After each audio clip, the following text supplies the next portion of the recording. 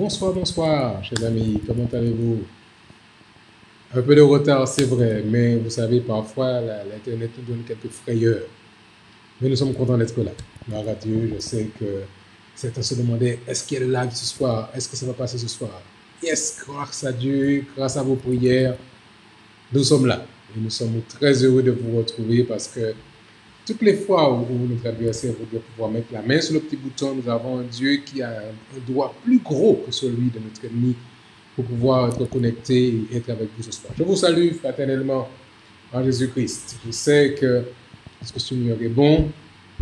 Je sais que nous pouvons compter sur lui et quelles que soient les difficultés, quels que soient les défis, quels que soient les challenges, comme on dirait en anglais, nous avons des raisons de glorifier notre Dieu. Ce soir, c'est mercredi, c'est notre moment de partage, c'est notre moment de joie de nous retrouver ensemble. Et nous ne voulons que rien ne vienne nous mettre une barrière entre vous et nous.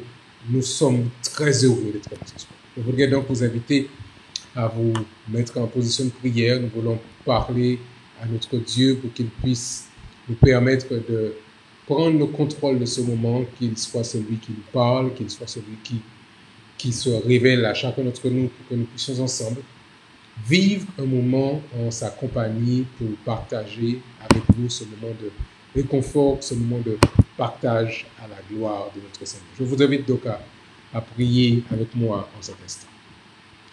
Notre Père et notre Dieu, encore une fois, nous te disons merci parce que tu es tout puissant, parce que tu nous surprends à chaque instant et que nous n'avons vraiment rien à craindre sinon d'oublier la manière dont tu nous as conduits dans le passé.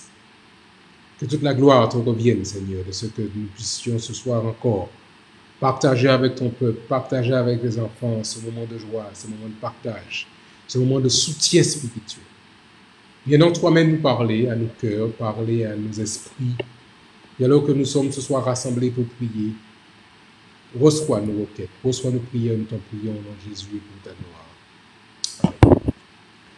Je veux saluer tous ceux qui sont là, tous les fidèles braves, Claudia, Charles et Carole, Marinelli, tous ceux qui sont là, vraiment, Lulu, merci d'être là, Sister Nadiège, Carmen, Pierrette, Sœur Gisèle, Françoise, à chacun d'entre vous, nous voulons vraiment dire bonsoir spécial, bonsoir alors qui nous rejoint ce soir. Et à tous ceux et celles qui sont connectés de près ou de loin, ceux qui regardent bien sûr sur la page Facebook, mais ceux qui regardent aussi, et ils sont nombreux, ceux qui sont connectés sur YouTube et qui partagent avec nous ce moment. C'est un moment de joie, un moment de prière, 100 jours que nous avons pour pouvoir faire une expérience nouvelle avec Jésus-Christ. Nous sommes déjà, vous vous rendez compte, ce soir, le 76e jour. Comme le temps passe vite quand nous sommes avec le Seigneur. Vraiment, assalamu alaikum à tous, que Dieu vous aide et qu'il vous bénisse. Merci d'être là ce soir. Le texte que nous avons pour ce soir, qui nous est proposé, il est tiré de l'évangile selon Luc. Et je voudrais vous inviter à lire avec moi ce texte, Luc chapitre 11 et au verset 13. Luc 11 et le verset 13. Nous sommes toujours dans la même dynamique de recherche du Saint-Esprit. Nous sommes toujours dans ce cheminement pour pouvoir recevoir ce que Dieu a prévu pour son peuple et pour ses enfants. Vous avez trouvé? Luc, chapitre 11, et au verset 13. Si donc, c'est Jésus-Christ qui parle, si donc, méchants comme vous l'êtes, vous savez donner de bonnes choses à vos enfants, à combien plus forte raison le Père céleste donnera-t-il le Saint-Esprit à ceux qui le lui demandent? Nous avons vu, il n'y a pas si longtemps, le Christ qui annonçait à ses disciples qu'il leur enverrait le Saint-Esprit, le consolateur, le paraclet. Et ici, l'apôtre Luc reprend un autre épisode où le Christ Jésus faisait référence justement à cette même promesse qu'il faisait. Alors, ce texte, cependant, que nous venons de lire, Luc chapitre 11, verset 13, il doit se lire dans le prolongement d'une déclaration préliminaire de Jésus à ses disciples. En effet, si vous lisez quelques versets plus en avant, Luc au chapitre 9 et au verset... au chapitre 11, c'est bien ça, le chapitre 11, mais à partir du verset 9. C'est tout l'épisode. Vous savez, le Christ parlait avec ses disciples. Il priait. D'abord, certains lui demandent, mais Seigneur, enseigne-nous à prier. Et Luc reprend le modèle de la prière que le Christ devait présenter à ses disciples. Quand vous priez, voilà, que notre Père qui est sanctifié, que ton règne vienne, et puis la démarche du pardon. Et puis, il en vient à prendre l'image de cet ami qui vient frapper à la porte de son voisin tard dans la nuit, afin de lui demander du pain. Donne-moi, s'il te plaît, 3 pains. J'ai des gens qui sont arrivés en urgence, je n'ai pas de quoi prendre soin d'eux. Pourrais-tu me dépanner? Pourrais-tu m'aider? Et bien sûr, s'il arrive tard dans la nuit, la famille est déjà couchée, l'homme insiste et frappe à la porte.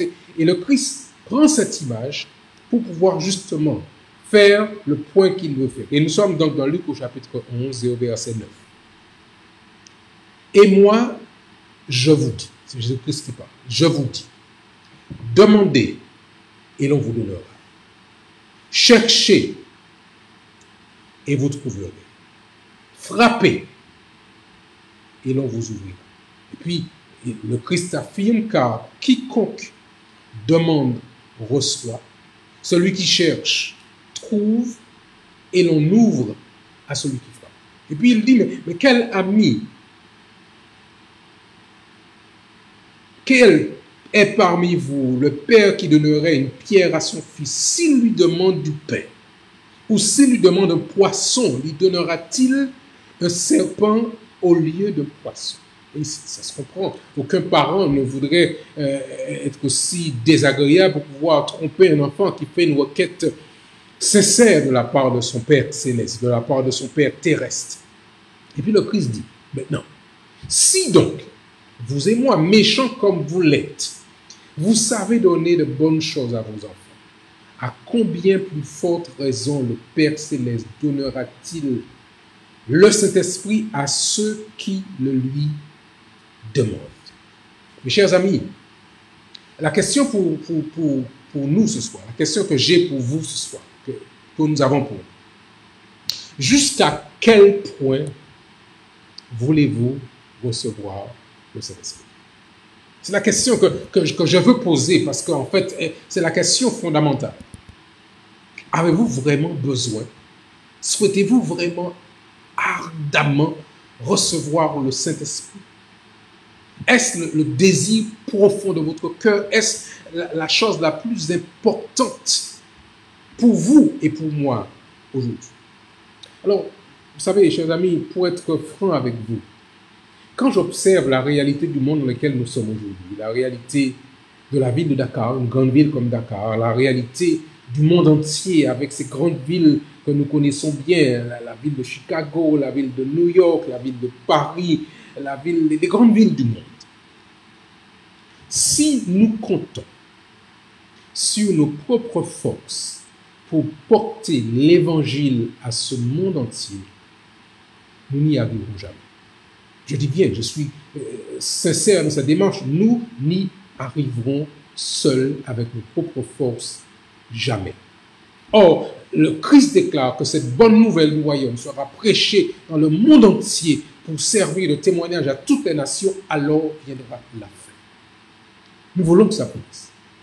Nous désirons, nos tripes, nos entrailles soupirent après ce que le Christ revienne, qu'il mette un terme à ce monde de souffrance, de douleur et de péché. Or, comment ferons-nous?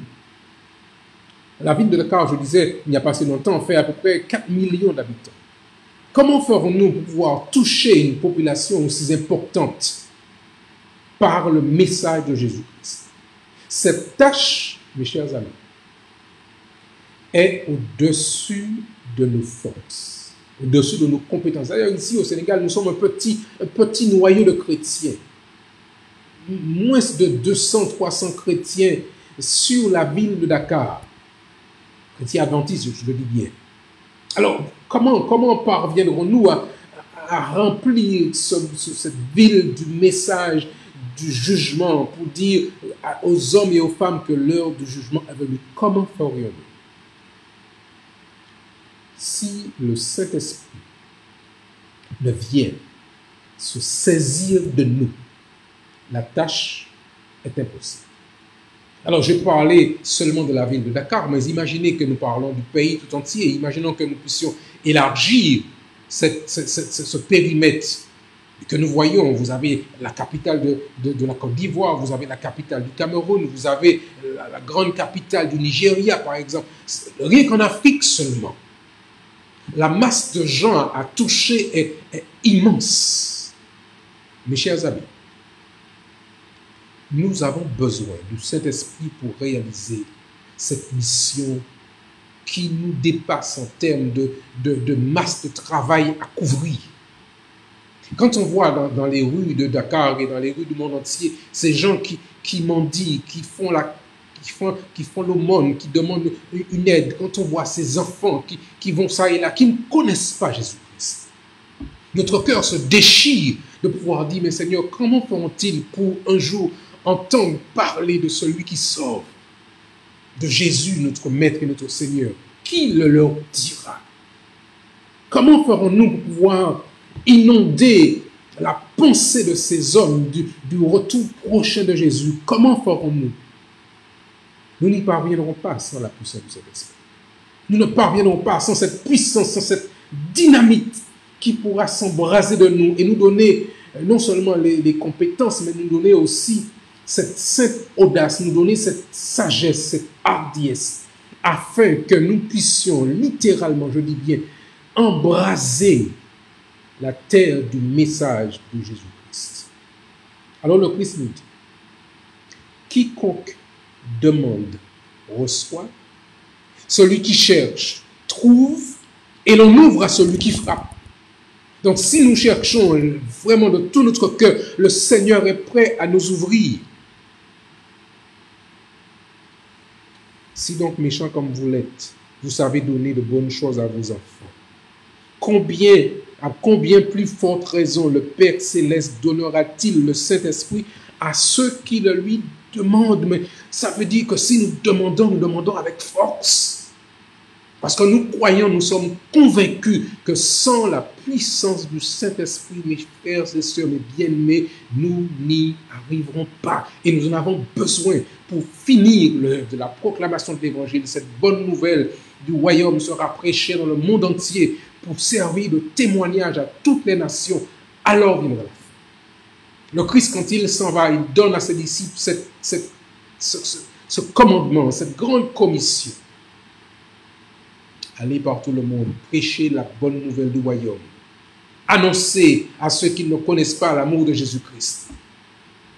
Vous les baptiserez au nom du Père, du Fils et du Saint-Esprit. C'est cette mission que nous avons reçue. Mais comment parviendrons-nous à le réaliser sans la présence de notre Seigneur et Sauveur Jésus-Christ, sans l'aide miraculeuse du Saint-Esprit?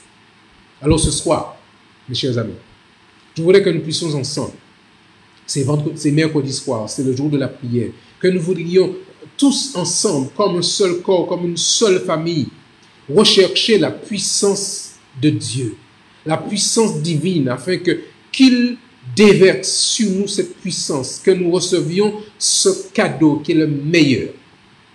Hélène White déclare dans le livre Conquérant Pacifique à la page 46 ce qui suit. Le Seigneur est cependant plus disposé à nous l'accorder que ne le sont les parents de donner de bonnes choses à leurs enfants.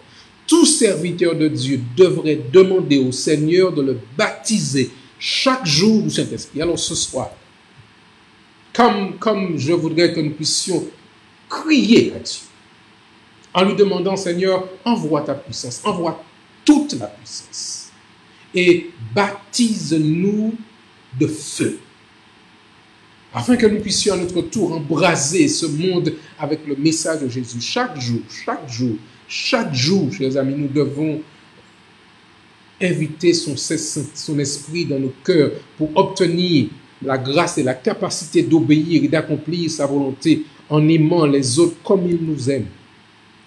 Peut-être qu'auparavant, avons-nous demandé le Saint-Esprit, mais sachant que nous avons besoin de son baptême au quotidien, devons-nous non pas demander sa présence dans notre vie à chaque instant?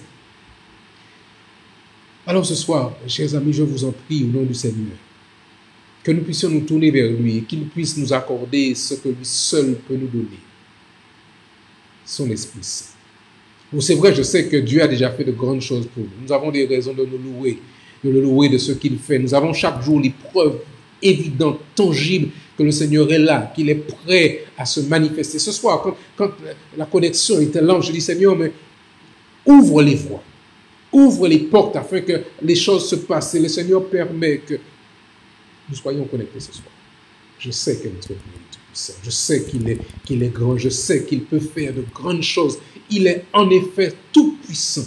Alors ce soir, prions pour les membres qui se sont détournés. Vous avez nos frères et sœurs, nos amis, vous les connaissez comme moi-même, qui se sont détournés pendant cette pandémie, qui ont le cœur s'est refroidi. Prions pour que le Saint-Esprit parle clairement à leur cœur. Prions pour ceux qui ont perdu courage, afin que leur courage soit renouvelé. Nous voulons prier pour nos frères et sœurs au Zimbabwe, la Fédération du Zimbabwe occidental, qui se mobilisent pour soutenir les personnes nécessiteuses, vulnérables, âgées, handicapées. Prions pour les membres et les anciens et les jeunes qui sont pris au piège dans de faux enseignements. Il y a toutes sortes de fake news qui circulent, toutes sortes de faux enseignements, afin que Dieu les éclaire. Il y a tant d'hommes et de femmes qui sont égarés, pas parce qu'ils le veulent, mais parce qu'ils sont égarés. Et nous avons besoin que Dieu se révèle à eux. Nous voulons aussi prier pour la protection du personnel médical dans nos hôpitaux adventistes. Nous avons notre petit dispensaire là-bas dans le sud et nous prions pour que l'Éternel nous aide à continuer à le développer. Mais nous avons nos hôpitaux dans le monde.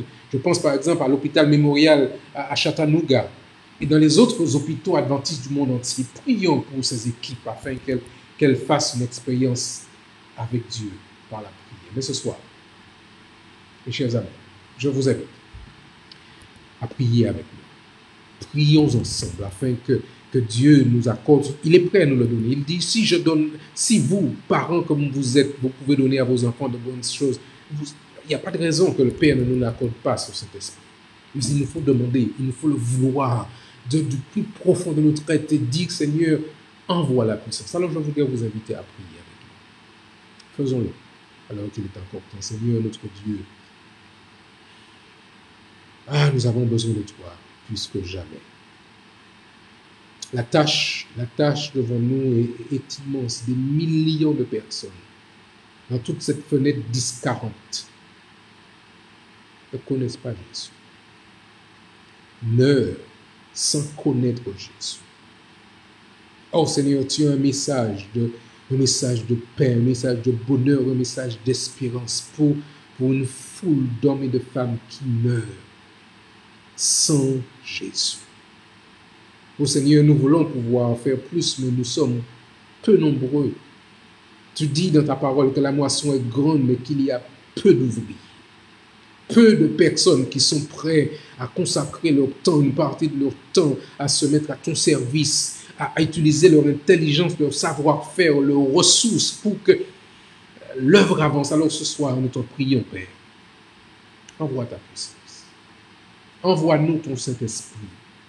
Baptise-nous de feu et remplis-nous d'une sainte audace. Accorde-nous, Seigneur, les voies et moyens comme tu le fis à la première Pentecôte. Et ce jour-là, le premier jour, premier sermon, Paul, Pierre et les autres partagent ce message avec une telle puissance qu'un nombre important d'hommes et de femmes acceptent Jésus. 5000 personnes, 3000 personnes le premier jour, 5000 après. Et puis ensuite, ils disent, ils viennent en grand nombre, on ne compte plus.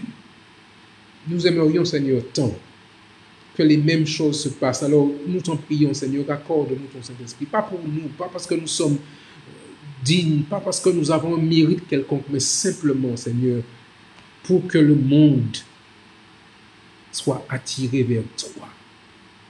Et que ceux qui ne te connaissent pas découvrent la solution de ce monde de péché.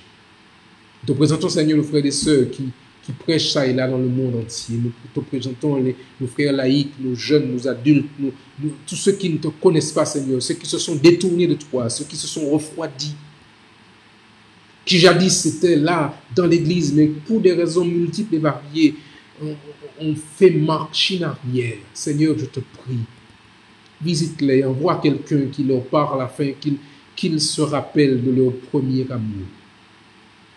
Ô Seigneur, des actions multiples et variées ont lieu sur la terre. Nous pensons à nos frères du Zimbabwe, de la Fédération du Zimbabwe. Bénis, Seigneur, leurs initiatives par ton Esprit Saint. Nous te recommandons nos équipes médicales, celles de Niagis, mais dans tous les hôpitaux du monde. Nous avons parlé de l'hôpital adventiste à Chattanooga, mais il y en a de nombreux dans le monde entier. Bénis, Seigneur, ces établissements et que tu fasses du bien à ces équipes et qu'elles puissent à leur tour transmettre le toucher divin à leurs malades. Seigneur, c'est mercredi soir et dans le monde entier, nos frères et nos sœurs sont rassemblés pour pouvoir prier. Jette un regard favorable sur la terre et déverse, je te prie, Seigneur, ta puissance comme la pluie de l'arrière-saison qui fera du bien à nos âmes, à nos cœurs, afin que nous puissions, animés de ce saint zèle, mettre la terre sans dessous pour Jésus. C'est tout ce que nous te demandons, Seigneur. Alors viens, toutes saisi de nous. Entends les prières qui montent vers toi. Visite ceux qui sont malades. Réconforte ceux qui sont découragés. Les dirigeants d'église, que tu leur donnes la vision, que tu leur donnes du courage. Ceux qui ont les ressources financières, qu'elles le mettent à ta disposition pour que l'œuvre avance. Et que finalement, Seigneur, c'est ça notre vœu le plus cher, finalement, que nous soyons rassemblés avec toi. Papa, merci pour ce que tu nous as entendu ce soir. Merci pour ce que tu as rendu cette connexion possible. Bénis ton peuple. Bénis tes enfants, ceux qui sont connectés à Dakar, ceux qui sont connectés dans le Grand Sénégal, ceux qui sont connectés en Afrique, ceux qui sont connectés en France, aux Antilles françaises, en Haïti, à La Réunion, à Montréal, aux États-Unis, quel que soit là où ils sont, Seigneur, entends leurs prières. Bénis ton peuple. Fais du bien à tes enfants. Et exauce-nous du haut de ton ciel, en répandant ton Esprit Saint sur ton peuple, Seigneur, c'est notre vœu le plus cher. Nous te prions au nom de Jésus-Christ et pour ta gloire. Amen. Mes chers amis, merci d'avoir été là ce soir. Merci d'avoir patienté. Vous aurez pu dire, bon, mais il ne sera pas là ce soir, alors on va faire autre chose, mais vous avez tenu bon. Que Dieu vous bénisse. Que Dieu vous garde. Nous avons rendez-vous demain soir. D'accord? Demain soir, nous voulons partager ensemble ce moment autour de la parole du Seigneur. Je vous invite à ne pas hésiter, à faire des plans pour être là, afin que nous puissions ensemble, avec Dieu, partager ta parole.